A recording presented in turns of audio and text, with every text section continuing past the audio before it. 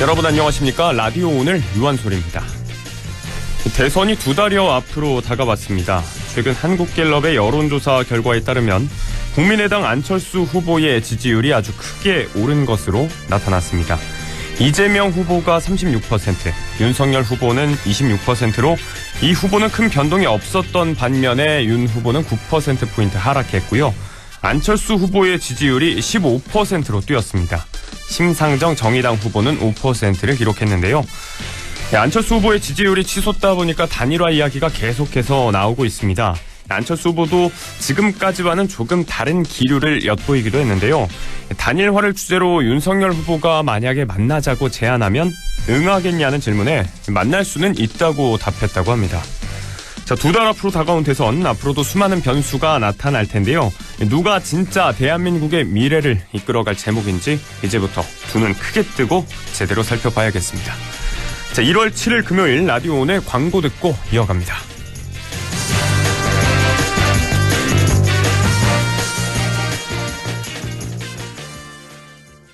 자동차 썬팅할 때 딱 불스원 썬팅 넘버원 불스원이다 출시한 썬팅 자외선 열차단도 딱 불스원 썬팅 썬팅도 역시 불스원 썬팅도 역시 불스원, 불스원 썬팅. 기술 문의는 불스원 브라자닷컴.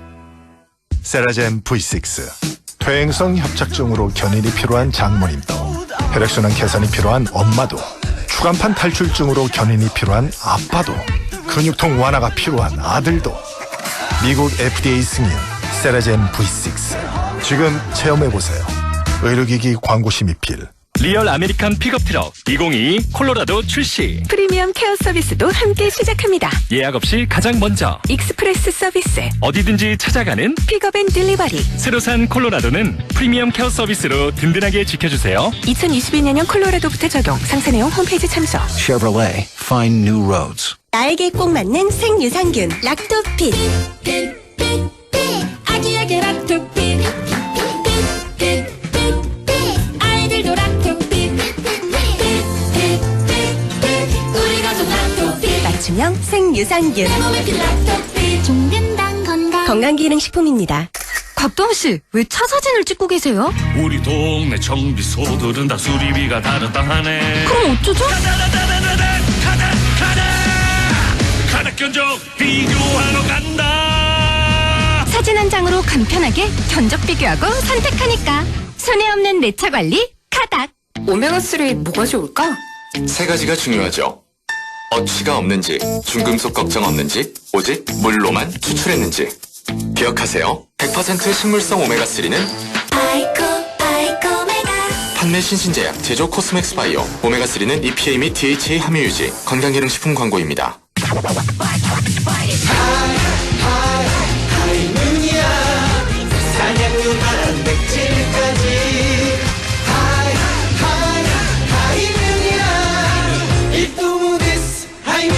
하이뮨 프로틴 밸런스.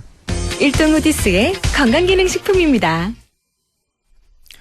네, 1월 7일 금요일 라디오 오늘의 순서입니다.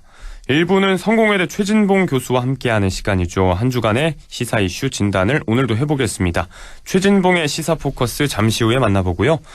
자, 오늘 2부 이슈 오늘에서도 2022년 신년 인터뷰 이어갑니다. 오늘은 청송군 차례인데요. 잠시 후 청송군 윤경희 군수 연결해서 새해 군정 자세하게 이야기 나눠보겠습니다. 자, 이어서 LNS 자산운용 조진희 이사와 함께 부동산에 관한 궁금증도 역시 풀어갑니다. 조진희의 부동산 매거진도 오늘 준비가 돼 있습니다. 라디오 오늘 생방송 놓치신 분들께서는 유튜브를 통해서 다시 들으실 수가 있으니까요. 많은 관심 부탁드리겠습니다.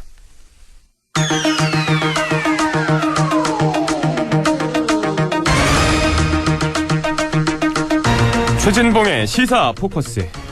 성공회대 최진봉 교수와 함께합니다. 네, 교수님 안녕하십니까? 예, 안녕하세요. 네. 이 새 정치권이 혼돈 그 자체입니다. 지켜보는 저희도 그렇지만 윤석열 후보 선대위로서는 정말 격변의 한 주가 아니었나 이렇게 표현을 해볼 수가 있을 것 같은데, 자, 바로 어제 탄핵을 해야 한다 이런 말이 나왔던 이준석 당대표와 다시 뜨겁게 포옹을 했습니다. 이게 지난 울산에 이어서 두 번째죠 벌써. 예, 그렇습니다. 두 번째죠.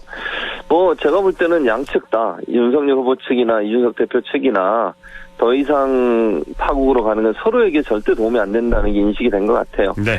이준석 대표 입장에서는 잘 아시는 것처럼 뭐 의원총회 당시에 흘러나왔던 말을 들어보면 결의안 만들자, 결의안 내용이 사퇴까지도 언급하는 결의안 아니었습니까? 네네. 이준석 대표 입장은 사명초가에 놓인 거죠. 그러니까 사실은 당내에 본인을 지지하는 사람이 거의 없다고 볼 정도로 상당히 어려운 상황이었고, 이 상황이 계속됐을 때 과연 본인이 대표의 역할을 수행할 수 있을까, 그런 이제 위기감이 좀 있었던 것 같아요. 예. 그리고 또 하나는 이제 그렇게 됐을 경우에 본인의 정치 인생의 차후에 예컨대 만약에 대선에서 실패할 경우, 그런 경우면 책임론이 누구한테 가겠습니까? 그랬을 경우 이준석, 물론 윤석열 후보한테도 책임론이 가지만 이준석 대표도 그 책임론으로부터 자유로울 수 없게 되거든요. 피하기 힘들겠죠.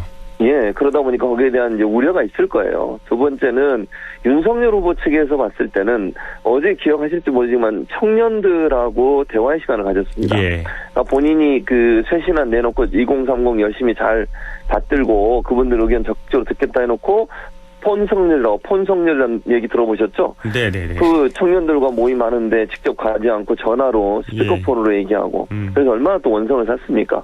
쓴소리가 어제 그 청년 보좌역들과 회의하는데 쓴소리 엄청 나왔거든요. 네네. 그래서 이제 그걸 들으면서 또 윤석열 후보가 좀 충격을 받은 것 같아요. 이대로는 안 되겠구나. 그럼 어쨌든 2030의 영향력이 조금이라도 있는 이준석 대표와 이게 손을 잡아야 되는구나. 그런 어떤 서로의 필요? 네. 서로가 이대로 가다가 파국으로 갈 수밖에 없는 상황을 이 정도 선에서 마무리하고 어쨌든 봉합의 모습을 보이는 것이 서로에게 필요한 상황이었다.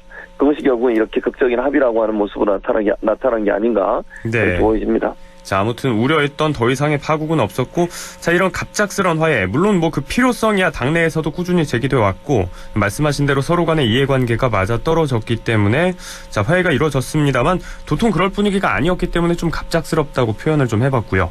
자, 윤석열 후보가 지하철역에서 시민들에게 인사하고 이런 모습들, 이게 정말 이준석 대표의 말대로 이 연습 문제를 직접 푼 거다, 화해 제스처를 좀 취한 거다, 이렇게 좀 해석을 해볼 수가 있을까요? 저는 그렇게는 보진 않아요. 네. 소위 연습 문제에 대해서 이준석 대표가 어제도 사과했거든요. 예. 그런 말을 사용한 것에 대해서. 물론 전략적으로 이준석 대표가 제안했던 제안 중에 그게 이 정도면 해도 되겠구나 하는 판단이 섰을 수는 있지만 이준석 대표가 그 얘기를 했기 때문에 했다. 이렇게 연결시키는 것은 저는 좀 무리한 연결이라는 생각이 듭니다. 다시 말씀드리면 윤석열 후보 측이 이준석 대표가 달가워서 받았겠습니까? 저는 그렇게 생각하지 않아요. 기본적으로. 그러니까 무슨 말이냐면 아까 처음 말씀드린 것처럼 전략적 제휴예요. 이준석 대표가 제안하는 것 중에 물론 긍정적으로 평가할 거나 아니면 도움이 되는 것은 받을 거라고 생각을 합니다. 저는 다만 이게 이준석 대표가 얘기했기 때문에 한 거다. 그러니까 그 말은 결국 이준석 대표가 시키는 대로 다 할 거다. 그렇게 생각하는 것은 저는 좀 섣부른 예측이라는 생각이 들어요. 다시 말씀드리면 이준석 대표의 사이가 금방 뭐 예전에 아무 일도 없었던 것처럼 좋아질 가능성은 저는 낮다고 보고요. 봉합은 돼 있지만 언제든지 이 문제가 다시 불거질 수 있는 상황이라는 생각이 들고 윤석열 후보 입장에서는 그 부분이 물론 이준석 대표 얘기한 한 부분의 한 부분이긴 하지만 필요하다고 느꼈을 거예요. 왜냐하면 너무 접촉면이 적고 일반 시민들을 만나서 직접적으로 겸손한 모습을 보여야 될 텐데 그런 부분들은 부족한 부분들을 만회하기 위한 전략적 선택으로 지하철이나 지하철역 앞에서 인사하는 모습 그런 모습을 연출하지 않았나 하는 생각이 듭니다. 자, 좀 비약일 수 있다. 이게 일시적인 봉합일 가능성이 얼마든지 있고 아무튼 이제 전략적인 제휴라는 표현을 해주셨는데 말씀을 하신 대로 윤석열 후보가 이제 떨어지는 지지율 그 측면에 2030의 표심이 자꾸만 이탈하는 것에 대한 우려가 있었을 테고 자 이준석 대표가 또 이제 청년층 다시 데려올 수 있다. 이게 이재명 후보로 표심이 가지 않았다. 이렇게 표현을 하기도 했는데 다시 붙잡아 올 수 있을지 한번 지켜봐야 될 것 같습니다. 자 일시적인 봉합이라는 말씀을 해주셨기 때문에 이 당 내부에서도 또 이 대표를 두고 뭐 잘한 거 없다. 뭐 사이코패스 이런 표현까지 곁들여가면서 여전히 비판하는 분위기가 나오고 있는데 자 불씨가 다시 이렇게 또 재점화될 가능성이 있지 않을까요? 저는 있다고 봐요. 근데 그럼에도 불구하고 지금 말씀하신 것처럼 그런 이제 갈등의 요소는 남아 있는 건 분명한데요. 그러면 이준석 대표가 다시 그러면 뛰쳐나갈 거냐? 그거는 저는 조금 아니라고 봅니다. 무슨 말이냐면 안에 있으면서 아주 뭐 크게는 부각이 안 되더라도 약간의 갈등 요소가 생길 가능성은 충분히 있다고 저는 생각합니다. 아까 제가 말씀드렸지만 윤석열 후보 측근이라고 소위 얘기하는 분들, 윤핵관들은 또는 의원들도 이준석 대표에 상당히 큰 불만을 갖고 있어요. 네. 그게 어제 와서 연설 30분 하고 윤 후보하고 포옹 한번 하고 다 말끔히 해소가 됩니까? 그거는 그럴 수가 없어요. 그렇죠. 감정이라고 하는 것이 하루아침에 있었던 게 없어지고 이러지 않거든요. 예. 중요한 건 아까 말씀 전략적 제휴라고 제가 얘기했던 건 두 사람에게 서로에게 필요한 부분들을 서로가 찾은 거지만 이게 봉합이라고 하는 것이 언제든지 터질 수 있는 아주 뭐랄까요 불안한 봉합이라는 거예요, 제 표현은. 네네. 그래서 앞으로도 당내에서 이준석 대표를 향한 비판의 목소리 있을 수 있고요. 여기에 대해서 이준석 대표가 또 반발하는 얘기가 있을 수 있습니다. 다만 그럼에도 불구하고 파국으로까지는 가지 않을 거다. 서로 조심을 할 거라고 봐요. 네. 그러니까 좋아하진 않지만 어쩔 수 없이 어정쩡하게 동거하는 그런 모습. 그리고 크게 문제를 일으키지 않으려는 서로의 자제력이 어느 정도 작동할 거라고 보기 때문에 네네. 겉으로 큰 문제로 발전되진 않지만 신뢰관계 자체가 회복될 수 있다고는 저는 보진 않습니다. 그거는 제가 볼 때 이미 깨졌고 네. 어쨌든 대선 승리라고 하는 큰 목표를 달성해야 되는 이유 때문에 결국은 한 곳에 동거할 수밖에 없는 구조다 이렇게 보여집니다. 대승적인 그 대전제가 있기 때문에 뭐 갈등의 요소가 잔존하고 있습니다만 말씀하신 대로 이제 내일이 되면 대선 60일 전이 되고 너무 이제 뭐 기간이 얼마 안 남았기 때문에 이 불편한 동거를 좀 이어가지 않을까 이런 전망을 해주셨습니다. 자, 아무튼 이렇게 되면은 뭐 표면적으로나마 갈등을 봉합하고 지금 이어가는 모양새가 됐고 공식적으로는 김종인 이 전 총괄 선대위원장만 결별을 하는 대상이 된 건데 자, 혹시 다시 이렇게 또 봉합될 가능성 없을까요? 저는 김종인 총괄 선대위원장은 당장은 들어가지 않을 거라고 봐요. 네. 왜냐면 일단 보세요. 김종인 총괄 선대위원장 입장에서는 상당히 언짢고 기분 나쁜 일입니다. 예. 본인이 제안했던 선대위 개편안을 한마디로 거절당한 거잖아요. 그렇죠. 그리고 본인도 물러나게 됐고 선대위 해체라고 하는 수순을 왜 했겠습니까? 김종인 총괄 선대위원장을 배제시키기 위해서 선대위 해체를 한 거예요. 그래야만 나가실 수 있으니까 본인 안 나가겠다고 하고. 예. 그런 상황에서 다시 들어간다 지금? 그럴 가능성은 저는 낮다고 보고요. 다만 이제 가능성이 조금이라도 열려 있다면 그 가능성은 저는 윤석열 후보가 만약에 지지율이 계속 빠지는 상황이라면 네. 그러면 저는 다시 들어갈 수 있다고 생각해요. 무슨 말이냐면 네. 이게 이제 30일, 이제 60일, 50일, 40일 이렇게 지나지 않겠어요? 설 전까지도 만약에 지금의 지지율이 회복이 안 되고 네. 계속 이 상태로 계속 가고 더 만약에 떨어지는 상황이 되면 긴급한 수혈이 반드시 필요한 상황이 올 겁니다. 그랬을 경우는 이제 눈치 보지 않아요. 그렇게 되면. 그러면 다시 가서 요청을 할 가능성이 저는 있다고 봐요. 윤석열 후보가. 네. 그때는 뭐 앞뒤 가리지 않고 누구든 도움이 필요하면 불러야 되는 상황이 되는 거거든요. 예. 다만 지지율이 다시 회복해서 이재명 후보하고 거의 비슷한 상황으로 간다. 수준으로. 엎치락뒤치락 한다. 별 차이가 없다. 오차범위 내에 있다고 하면 제가 볼 때는 김종인 총괄 선대위원장이 다시 돌아올 가능성은 저는 개인적으로 낮다고 봅니다. 그럴 명분도 없고 상처를 받으셨기 때문에. 자, 그런데 그렇죠. 이제 위기가 지속되게 되면 또 소환수로 투입될 가능성이 있다는 말씀을 해주셨고요. 이준석 대표가 이제 사심 없이 선거에 참여하는 분이라는 표현을 또 내놨는데 자, 그런 그림이 또 그려질지는 한번 지켜봐야 될 것 같습니다. 자, 민주당 쪽으로 시선을 좀 옮겨서 보면요. 이제 공약 대결이 조금씩 펼쳐지고 있는데 소확행 공약이라는 걸 내놨습니다. 뭐 이제 이재명을 씹는 겁니다. 탈모인들을 위한 정책도 내놨고 꽤 반향이 있었습니다. 네, 맞습니다. 지금 말씀하신 것처럼 이게 인터넷상에서 엄청난 반향을 일으켰죠. 많은 사람들이 받고 호응도 좋았고요. 젊은 층에서 특히 더 좋아하는 그런 현상이 일어났는데 이거는 뭐 성공한 공약 중에 하나죠. 물론 일부에서 또 야당이나 국민의힘 쪽에서는 반대하고 또 뭐 재정 문제를 얘기했는데 그 문제가 불거져서 논란이 되더라도 그 자체로 성공한 거예요. 네. 저는 그렇게 봅니다. 왜냐하면 이게 이제 젊은이들 사이에서는 긍정적인 평가를 지금 많이 받고 있다고 저는 보거든요. 네네. 왜냐하면 이제 젊은이들 중에 요즘 지금 탈모 인구가 1,000만 명 정도 되는 것으로 알려지고 있습니다. 젊은 나이에도 탈모 때문에 고민하는 분들이 너무 많아요. 예. 사회생활에도 상당히 어려움을 겪고 있는 분들도 많고 이런 분들을 도와주겠다고 하니까 기본적으로 이런 그 아주 소소하지만 확실한 행복이라고 소확행이라고 그러지 않습니까? 예. 이런 세밀하고 소소한 행복을 주는 것에 대해서 긍정적인 평가를 받는 것이고 저는 이런 그 아주 작지만 사람들에게 큰 반향을 불러일으킬 수 있는 이런 공약들이 나와야 돼요. 뭐 부동산 정책 이런 큰 정책들도 모여 나와야 되지만 우리 일상에서 체험적으로 체감적으로 직접 느낄 수 있는 유권자들이 네네네. 그런 공약들이 더 많이 나온다고 하면 이게 센세이션을 일으켜서 투표에 또는 이미지에 긍정 영향을 미치고 지지율에도 상승 효과를 가져올 수 있는 중요한 계기가 된다. 네. 중요한 건 이슈화 되는 거고요. 이게 사람들의 관심을 많이 끄는 거예요. 논란이 되더라도 그것이 결국은 선거 전략에서는 긍정적인 영향을 미칠 걸로 보여집니다. 자, 여기에 대해서 윤석열 후보도 이제 심쿵약속이라고 맞불을 놓는 모양새인데 생활밀착형 공약 시리즈가 나왔고, 자, 정책 대결이 좀 부족하다는 지적이 많았었는데 이렇게 말씀하신 일상적인 영역의 공약 대결이 펼쳐지기 시작하는 건 좀 긍정적으로 보신다는 말씀이시죠? 네, 그렇습니다. 아무래도 이제 국민들이 정말 이 사람이 대통령이 됐을 때 우리의 삶이 어떻게 바뀔 거냐 하는 부분에 관심이 많거든요. 예. 그러니까 아주 큰 그림에서 뭐 부동산 정책 아니면 경제 정책 이런 것도 얘기할 수 있지만 실제 우리 삶에서 어떤 변화가 있을지에 대한 기대감을 준다고 하는 것은 네. 유권자들의 선택이 중요한 어떤 그 평가 기준을 준다 이렇게 볼 수 있습니다. 네, 알겠습니다.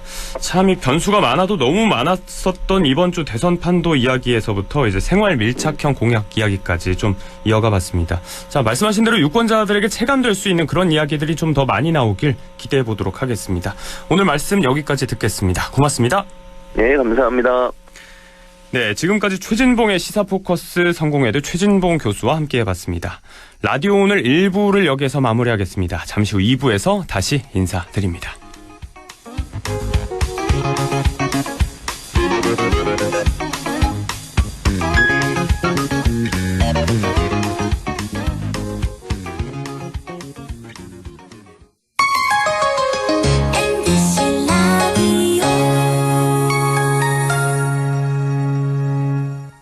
가구 살 땐 꼭 한번 가보자. 안동 명품 가구 백화점. 흑표 흑침대, 양성국 갤러리, 금성침대, 한국가죽소파, 장수돌침대. 다양한 브랜드 가구를 한 곳에서 쇼핑할 수 있는 대형 가구 전시장. 안동 명품 가구백화점. 예, 며느라. 밥 했어? 설거지 했어? 쓰레기 버렸어? 청소했어? 빨래했어? 개밥 줬어? 아들 낳았어? 딸 낳았어? 아무것도 안 하고 싶다. 이미 아무것도 안 하고 있지만 더 격렬하게 아무것도 안 하고 싶다. 지금은 그냥 라디오만 듣고 싶다. MBC 라디오. MBC 라디오. 라디오 청취자 10명 중 4명이 듣는 방송. 국가대표 라디오 MBC 라디오. 영화보다 더 감동적인 신이 있습니다. 코로나 최전선, 의료진의 영웅신. 발코니로 떠나는 우리 가족, 여행신. 선생님은 못 만나도 집에서 열심인 열공신. 국민 여러분께서 만들어낸 감동적인 신들입니다. 그리고 이제 모두가 기다려온 백신으로 해피엔딩 신을 보여줄 차례.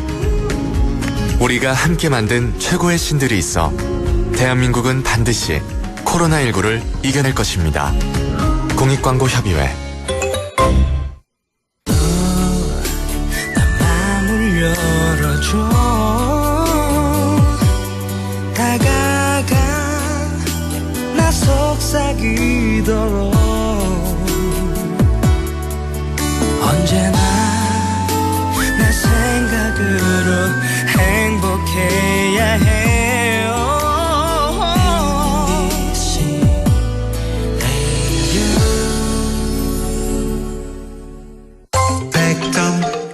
MBC 라디오.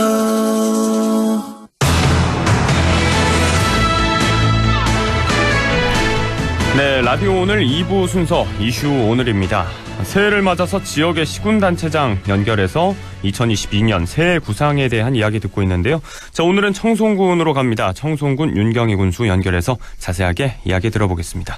자, 군수님 연결이 돼 있습니다. 안녕하십니까? 예, 반갑습니다. 청송군수 윤경입니다. 네, 반갑습니다. 예. 2022년 이민년 새해가 밝았습니다. 듣고 계신 청송군민 여러분, 또 라디오 오늘 청취자 여러분에게 새해 인사 부탁드리겠습니다. 예, 애청자 여러분 안녕하십니까. 저 청송군수 윤경입니다. 2022년 이민년 새해가 밝았습니다. 올 한 해도 모두의 가정마다 사랑과 기쁨이 가득하시고 소망하시는 모든 일들을 성취하시길 바랍니다. 특히 또 우리 지난 2021년은 계속되는 코로나19라는 극심한 위기 상황에서 수많은 어려움도 겪기도 하였지만 국민 여러분들의 적극적인 방역 활동과 그리고 백신 접종 참여 덕분에 안전한 청송을 지켜나가고 있어서 대단히 감사하게 생각하고 있습니다. 이제 새해는 더 나은 미래를 향해 새로운 변화의 여정을 준비해 나갈 계획이며 그 시작과 결실을 국민 여러분과 함께 하겠습니다. 또한 새해에도 더욱 건강하시고 가정과 일터에 늘 행복이 함께 하시길 기원드립니다. 네. 예. 자, 한 해 성공적인 방역의 성과, 이 군민들의 공으로 돌리셨는데요. 군과 주민들이 합심해서 이룬 성과들이 지난해 많았습니다. 자, 그 가운데서 어떤 것들을 좀 먼저 꼽고 싶으신지요? 예, 맞습니다. 저희들이 청송군은 청정청송이라는 것이 가장 눈에 와들었는데, 우리 방역에서 특히 우리 공직사회에서 공무원들이 상당한 노력을 많이 해서 청송이 말 그대로 산소카페 청송군이란 우리 브랜드에 걸맞는 방역 활동을 최선에 다했다라고 저는 판단을 하고 있습니다. 네네. 방역에서도 성과가 있었고요. 자, 그리고 각종 분야에서 또 지난해 이룬 성과가 많지 않았습니까? 하나씩 또 소개를 좀 해주시죠. 예, 맞습니다. 지난해 우리 전국 지방자치단체 평가에서는 청송군이 종합 2위라는 그런 쾌거를 달성했습니다. 예.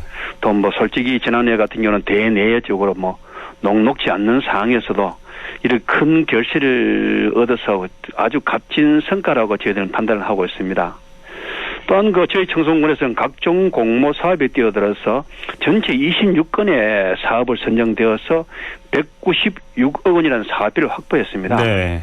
이런 온전히 우리 국민들을 위해서 쓰여질 것이고, 또한 이 밖에도 청송사과가 9년 연속 우리 대표 브랜드 대상을 받고, 또 산소카페 청송군은 도시 브랜드 대상이 2년 연속을 받았습니다.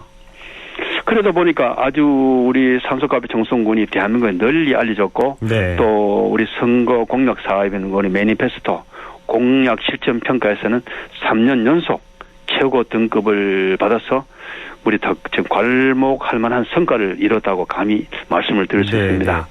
또 솔직히 이 전례없는 위기 상황에서도 우리 변화와 도전을 두려워하지 않고 또 혁신을 이기로 기회를 만드는 그런 결과라고 생각합니다. 네. 예.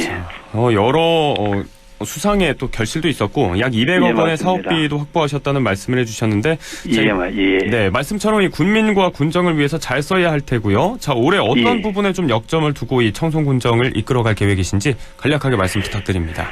저희들은 우리 본군은 우리 대한민국 전역이 잘 아시다시피 우리 청송군은 전형적인 농업군입니다. 예. 또 청송군이 가장 우리 최고로 가지고 있는 것이 우리 청송사과입니다.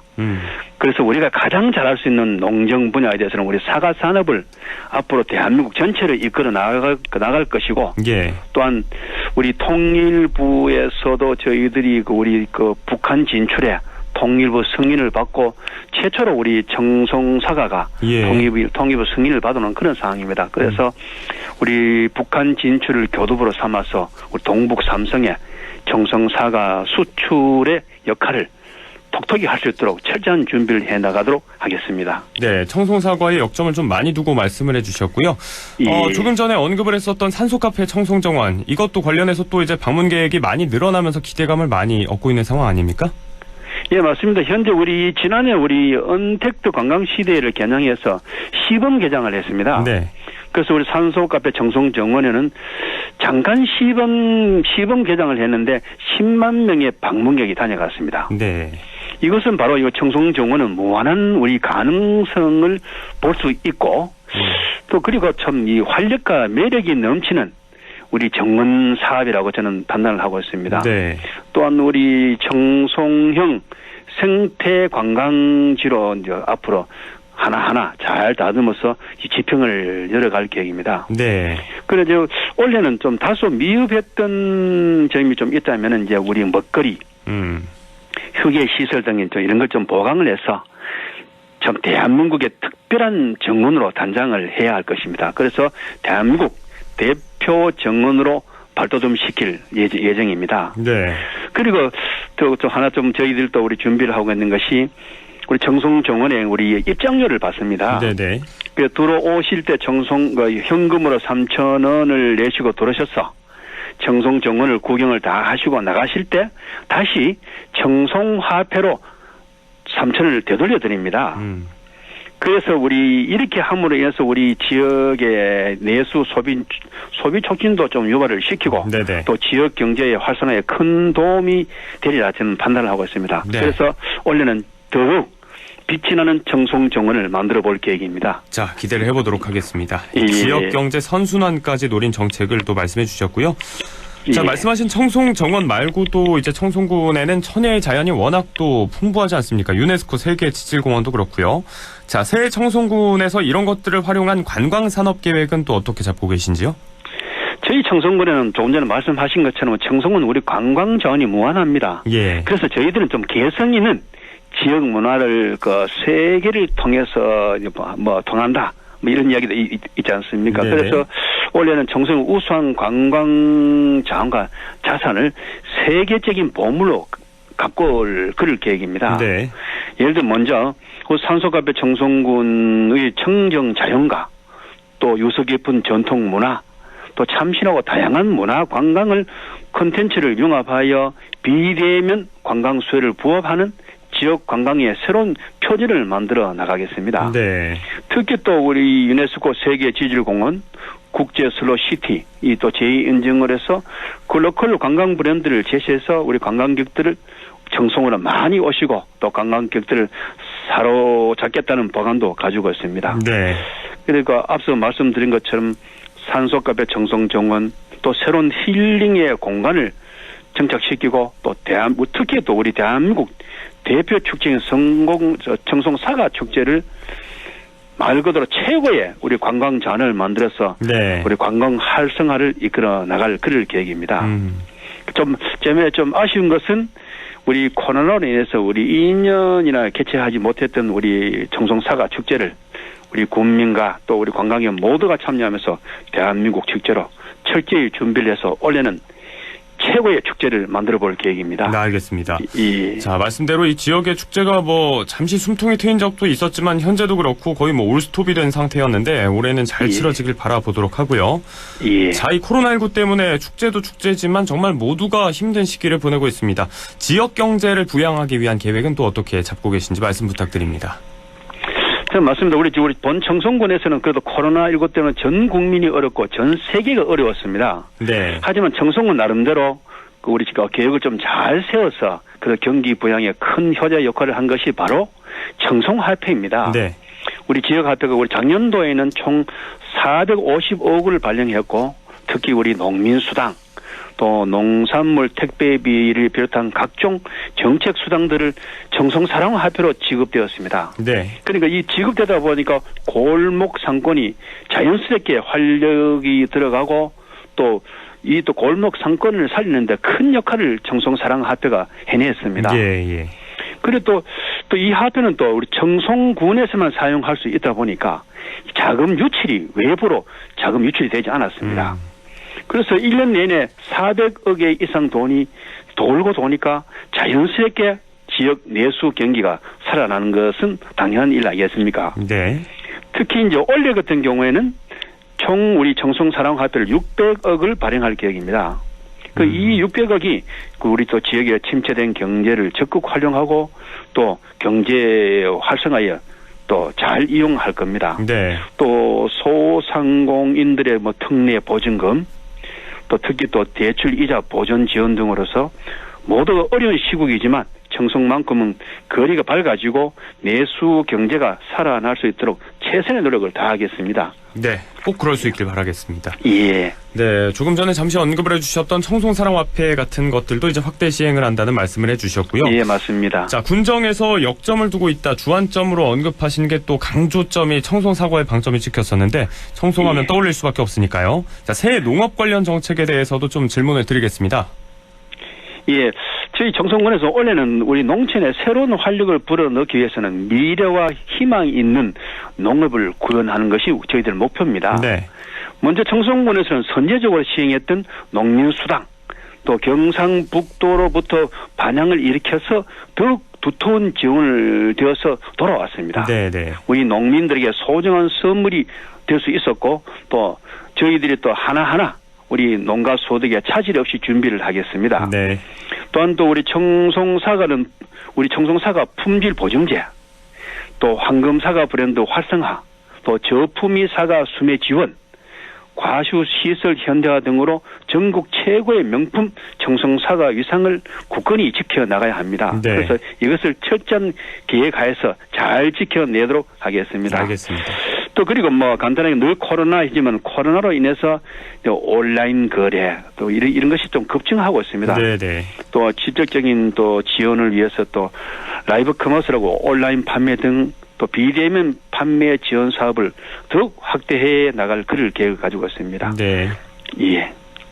자, 이런 것들이 좀 농가에 힘이 돼서 올해도 사과 주산지 청송사과의 명성 굳건히 지켜갈 수 있길 바라보겠습니다. 예, 감사합니다. 네, 이 고령화 시대를 맞아서 청송에 어르신들이 참 많죠. 이분들의 복지를 위해서 또 군에서 노력을 많이 기울이고 계실 텐데 올해는 어떤 것들이 좀 준비가 돼 있을까요? 맞습니다. 저는 이런 생각을 합니다. 네. 요즘 같은 우리 고령화 시대에 어르신들의 연륜과 경험은 우리 사회의 소중한 자산입니다. 예. 그래서 우리 청송군에서는 어르신들이 일하는 기쁨을 누리고 또 사회 구성으로서 역할을 다할 수 있도록 어르신들의 일자리와 사회활동 지원 등을 더욱 강화할 방침입니다. 네. 이를 위해서 우리 청송시니어클럽에서는 어른들이 가지고 있는 소질을 개발하고 특히 또 다양한 분야에서 사회 참여 활동으로 지역사회 발전에 일조할 수 있는 기회를 만들기 위해서 끊임없이 노력을 하고 있습니다. 또 이 밖에도 어르신들의 행복한 노후 생활을 위하여 노인 돌봄 서비스 또 특히 목욕권 지원 또 경로당 신축 개보수 및 경로당 행복 도우미 운영 등으로 네. 다양한 복지 정책을 지원을 하고 있습니다. 네, 네. 예. 참 반가운 말씀입니다. 네, 이런 지역 예, 실정과 감사합니다. 시대 흐름에 맞는 좀 유연한 정책 실행을 기대하겠습니다. 예. 자, 저희가 이제 시간을 거의 다 소비했는데요. 끝으로 덧붙이고 싶은 말씀이 있다면 좀 간략하게 부탁드리겠습니다. 예, 감사합니다. 우리 청송 군민과 또 더불어 잘 사는 1등 청송 건설이라는 슬로건이 있습니다. 우리 청송군은 당첨 포부를 안고 출범한 지 민선 7기도 어느덧 막바지에 다다랐습니다. 지난 시간 군민 여러분들의 목소리를 귀 기울이면서 군민과 함께하는 행복 청송을 만들기 위해서 부단히 노력했습니다. 네. 올 한 해도 마찬가지로 군민의 행복을 실현하기 위해서는 최선을 다할 계획입니다. 특히 또 옛 것을 근본으로 또 새 것을 창조해낸 데는 벚꽃 창신의 정신으로 지금까지 이룬 성과를 밑거름으로 삼아서 새로운 미래를 개척하겠습니다. 네. 더 안전한 도시고 또 더 쾌적한 청송의 환경, 더 따뜻해질 우리의 관계, 우리가 꿈꾸고 소망하는 미래가 현실이 될 수 있도록 청송군의 많은 분들이 응원해 주시면 감사하겠습니다. 네, 좋습니다. 더 예. 나은 미래를 기대해 보도록 하겠습니다. 감사합니다. 자, 오늘 시간 내주셔서 감사드리고요. 늦었지만 군수님 새해 복 많이 받으시기 바랍니다. 예, 고맙습니다. 새해 복 많이 받으십시오. 감사합니다. 네, 여기까지 듣겠습니다. 고맙습니다. 예, 감사합니다. 네, 지금까지 청송군 윤경희 군수와 함께 청송 군정에 대한 이야기 나눠봤습니다. 라디오 오늘에서는 청취자 여러분의 참여를 기다리고 있습니다. 우리 지역에서 발생한 사건 사고 소식이나 함께 토론하고 싶은 내용을 안동 MBC 홈페이지 라디오 오늘 게시판에 올려주시기 바랍니다. 전화와 문자 참여도 하실 수 있습니다. 전화는 851국에 7191번, 문자는 샵 0913번으로 보내주시면 됩니다. 문자는 단문 50원, 장문 100원의 정보 이용료가 있습니다. 여러분의 많은 참여 바랍니다.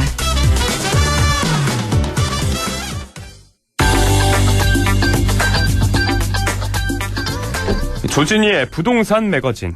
연초부터 정부는 집값 하향을 예견하고 있는데요. 그런 반면에 서울의 전 월세 가격은 오르고 9억 원 이하 대출 가능한 분양시장에 대거 청약 수요가 몰리기도 하면서 집값 상승이 예고되고 있다고 합니다.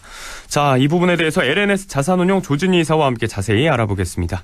네, 조 이사님 안녕하십니까? 네, 안녕하십니까? 네, 반갑습니다. 네, 반갑습니다. 네, 얼마 전에 인천의 송도의 아파트가 13대1 인기리에 청약 마감을 했지만 실제 계약에서는 대거 계약 포기분이 발생하면서 대규모 미분양 사태가 발생했었는데, 자, 이게 한 달도 채 되지 않았는데 이번에 더샵 송도아크베이라고 하죠. 1순위 청약에서 청약 통장이 2만 개가 넘게 몰렸다고요.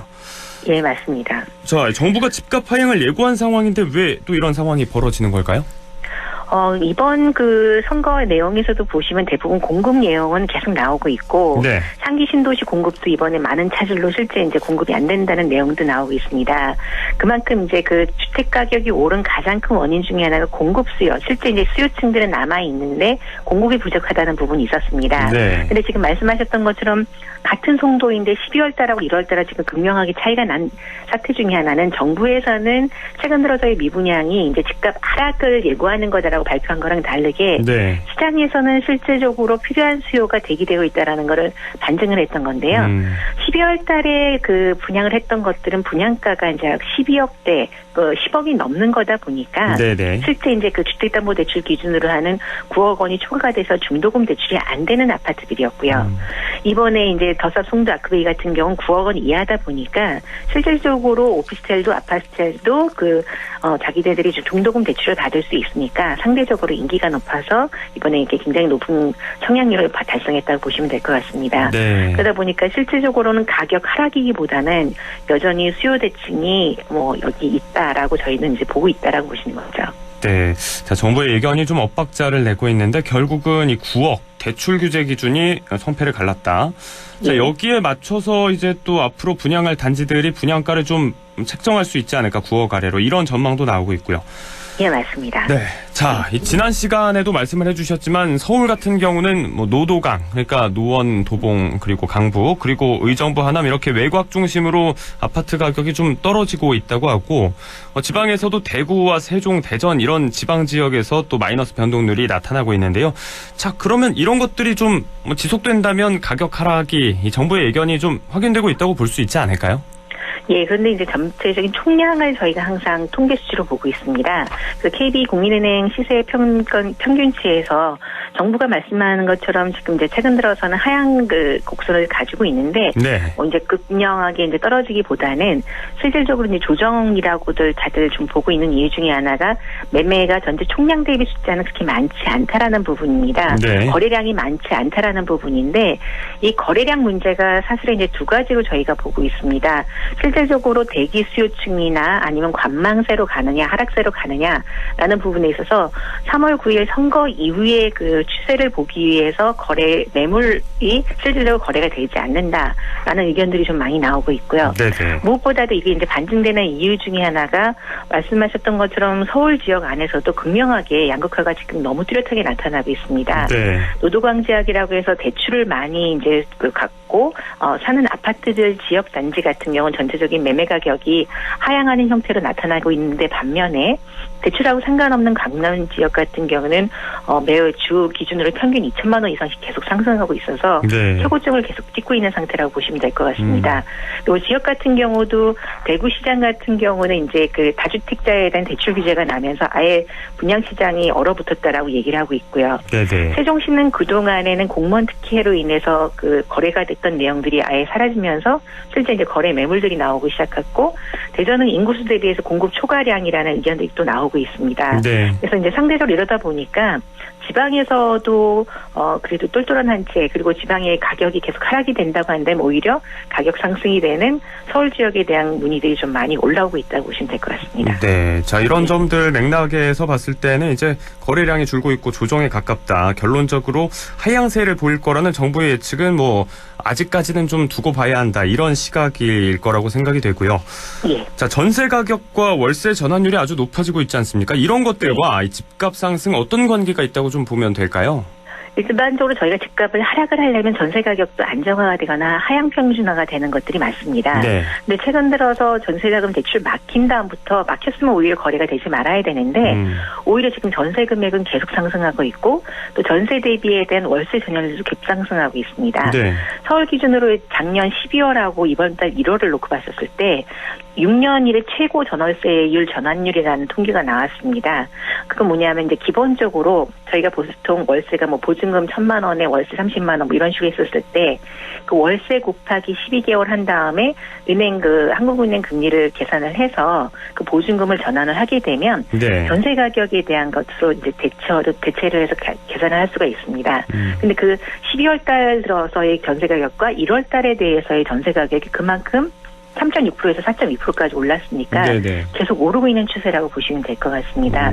이제 결론적으로는 임차인들 중에서는 여전히 집값이 오를 거라고 생각을 해서 아파트 같은 경우는 갭 투자라고 해서 본인은 실제 사서 집에 들어가서 살지는 못하고 뭐 전세를 끼고 아니면 반전세나 월세를 끼고 사고 본인은 월세를 사는 그 숫자가 계속 늘어나고 있다 보니까 이 통계는 결론적으로는 집을 사지 말아야 되는데 갭투자 전월세까지 전환까지 해가면서 지금 집에 대한 매수가 계속 올라가고 있으니까 결론적으로는 전월세 가격이 상승되는 폭과 매수 가격이 계속 상승되어질 것이라고 보여줄 수밖에 없다라는 거죠. 투자 수요는 여전하고 그런데 대출이 막히다 보니까 이런 방식의 갭 투자 수요도 늘고 있는데 아무튼 이 같은 맥락으로 본다면 결국 이 실수요에 전월세 거래량이 반영되고 있다 이렇게 좀 볼 수가 있을 것 같습니다. 예. 네, 이 서울과 지방 그러니까 지방 광역시 간의 집값 격차가 8억 5천만 원. 예, 이번 정부 출범 이후에 4년 동안 2.5배가 상승했다고 하는데, 자, 아무튼 뭐, 이번 정부에서 집값에서도 이미 양극화가 나타나고 있다고 봐야 될 것 같고요. 자, 이런 현상, 결국은 이제 이번 정부의 집값 흐름을 좀 보여준다고 볼 수 있지 않겠습니까? 예, 맞습니다.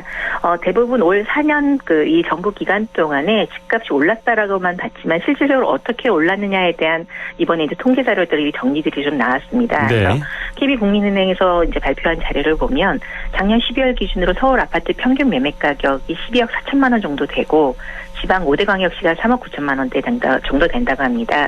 격차가 이제 8억 5천이나 크게 나고 있는데 문제는 이 정부 출범인 17년 5월 기준으로 했었을 때 가격하고 비교했었을 때 거의 2.5배가 상승을 했습니다. 그러다 보니까 이미 출범 기준으로 스타트했을 때부터 서울의 집값은 계속 지속적으로 상승을 했고 지방 광역시들도 계속 상승은 했지만 실질적으로 서울 집값만큼 오르지는 않았다라는 게 보여지죠. 그러다 보니까 예전 올 4년 기간에도 양극화가 심했는데 최근 들어서의 어떤 하락 예고를 하고 있는 상태에서도 양극화가 너무 심화가 되다 보니까 이 매수세 서울이나 수도권 집중지 그리고 지방광역시에서도 집중지에 대해서 똘똘한 한 채에 대한 수요는 여전히 대기가 되고 있다라고 보여지고 있습니다. 네, 서울을 중심으로 지방광역시에서도 이제 알짜배기 매물에 대해서는 집값 하락을 쉽게 점칠 수가 없는 상황이다. 자, 뭐 어떻게 올랐는가를 들여다봐야 한다고 했는데 결국은 그 안에 이제 양극화 현상이 더 심화되는 모습이 있었고요. 정부의 의지와는 또 상관없이 정부의 의지는 계속 있었죠. 각종 조치가 없었던 건 아닌데 보유세도 늘렸고 종부세 대상도 늘었고 다주택자 규제도 했는데 자, 집값이 계속 이렇게 잡히지 않고 있는 상황 전반적으로 어떻게 봐야 될까요?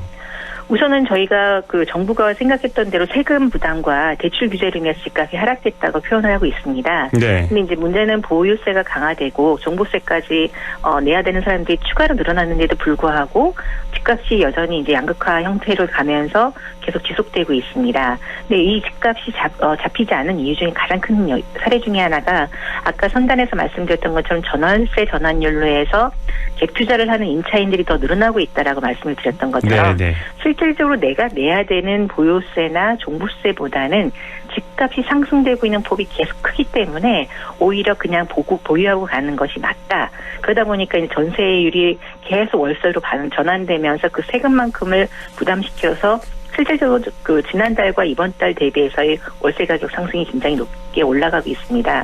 그러다 보니까 실제는 집값이 왜 안 잡히고 있느냐, 집값 잡히지 않았냐라는 정부 의견과 다르게 실질적으로는 저희가 보기에도 정말 과할 정도로 가령 예를 들어서 아까 서울 지금 강남 지역 평균 가격이 2천만 원 정도 올랐다고 하는데 현재 재건축 통합 기획을 갖고 있는 아파트들 단지, 그다음에 용산이나 압구정 현대 대표적인 아파트 재건축 같은 경우는 거의 한 달 사이에 1억에서 2억 가까이 오르고 있습니다.